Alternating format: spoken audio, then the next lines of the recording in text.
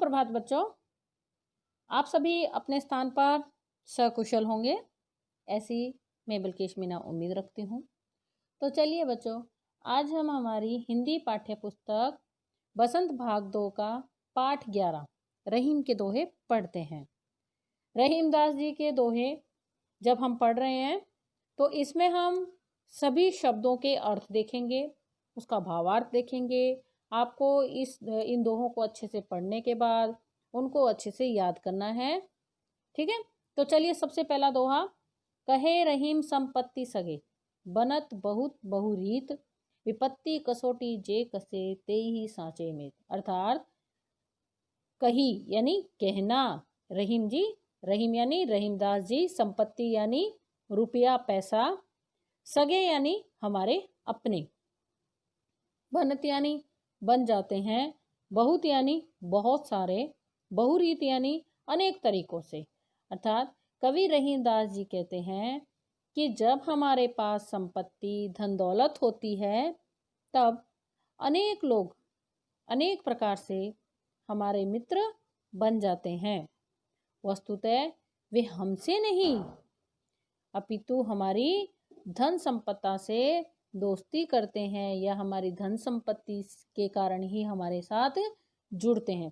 यदि ऐसा नहीं है तो उनको हम एक तरीके से उनकी जांच कर सकते हैं। वो क्या है, वो क्या कहते हैं रहीम जी उसके लिए, विपत्ति कसोटी जे कसे ते ही सांचे मीत। विपत्ति यानी मुसीबत, कसौटी यानी कि विपत्ति रूपी कसौटी, जे कसे जो कसे जाते हैं, तेई यानी वे ही, सांचे मीत यानी सांचे यानी सच और मीत यानी मित्र हैं। अर्थात जो व्यक्ति विपत्ति के समय हमारा साथ देता है वही हमारा सच्चा मित्र अथवा सच्चा हितैषी होता है। अर्थात रहीम जी इसमें क्या कहते हैं कि हमें सच्चे मित्र की पहचान कब होती है, जब हमारे ऊपर कोई मुसीबत आती है और उस मुसीबत समय में जब कोई तन मन से हमारा साथ देता है वही हमारा सच्चा मित्र होता है।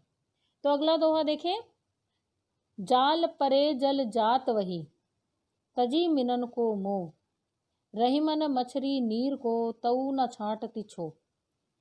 जाल परे यानी जाल डाल दिया जाने पर, जो मछलियों को पकड़ने के लिए जाल डाला जाता है, जात वही जात यानी बाहर निकाला जाता है, तजी यानी छोड़ना, मिनन यानी मछली और मोह यानी प्रेम।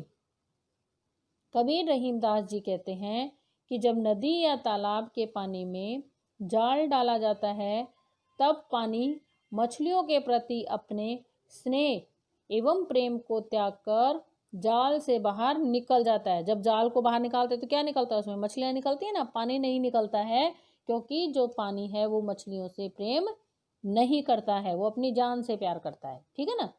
रहीमन मछली नीर को तऊ न छांटती छो। रहीमन या रहीम जी, मछली यानी मछली, नीर यानी पानी और तऊ यानी उसको, छांटती यानी छोड़ती है, छो यानी प्रेम। अर्थात मछलियों का पानी के प्रति सच्चा प्रेम है, इसलिए वे जल से अलग होते ही अपने प्राण त्याग देती हैं। इस दोहे में रहीम जी हमें सच्चे प्रेम की परिभाषा देते हुए कहते हैं कि सच्चा प्रेम क्या है, त्याग एवं बलिदान ही सच्चा प्रेम है, ठीक है बच्चों। तरुवर फल नहीं खात है, सरवर पियत ना पान, कहे रहीम पर काज हित, संपत्ति सची ही सुजान।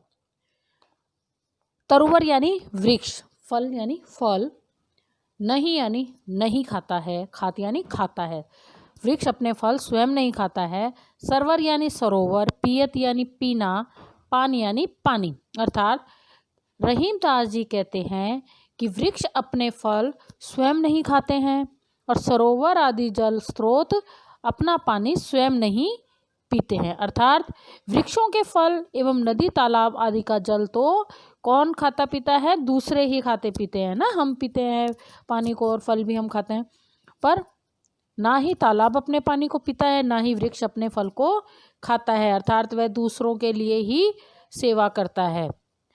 कही रहीम पर काज हित, संपत्ति सची ही सुजान। कही यानी कहते हैं परकाज यानी दूसरों के लिए किए गए कार्यों की सिद्धि, संपत्ति यानी धन संपन्नता, संचयी यानी संचय करना, सुजान यानी श्रेष्ठ व्यक्ति। अर्थात कवि के अनुसार श्रेष्ठ व्यक्ति परहित हेतु ही धन संपत्ता का संचय करते हैं, स्वयं के लिए नहीं। उनके लिए परोपकार ही परम धर्म होता है। अर्थात वृक्ष और जल, नदी हमें सब ये सिखाती है कि हमें दूसरों की सेवा करनी चाहिए। भाव यह है कि परम धर्म परोपकार लोकहित ही मनुष्य का होना चाहिए। अगला दोहा, थोथे बादल कुआर के जो रहीम गहरात, धनी पुरुष निर्धन भय करे पाछली बात। थोथे यानी खाली, खोखले, बादल, कुआर का महीना, जो जैसे गहरात उमड़ घुमड़ कर आते हैं, मंडराते हैं। रहीम जी कहते हैं कि जैसे कुआर के महीने में खाली बादल केवल आसमान में गरजते रहते हैं किंतु बरसते नहीं हैं क्योंकि वे जल रहित हैं, वैसे ही धनी पुरुष निर्धन भय करे पाछली बात। भय यानी हो जाने पर, धनी यानी धनवान व्यक्ति, पाछली यानी पिछली बातें, कि वैसे ही धनवान व्यक्ति जब गरीब हो जाता है तो वह अपनी वर्तमान जो स्थिति है ना उसकी निर्धनता वाली, उसको आसानी से स्वीकार नहीं कर पाता है और सदैव सबके सामने अपने बीते हुए समय की बातें करता रहता है, अपने बीते समय की वैभवता का बखान करता रहता है, जो कि व्यर्थ है। अर्थात मनुष्य को आत्म प्रशंसा स्वयं नहीं करनी चाहिए और यदि उसकी जो सच्चाई है उसको उसे स्वीकार कर लेना ही चाहिए।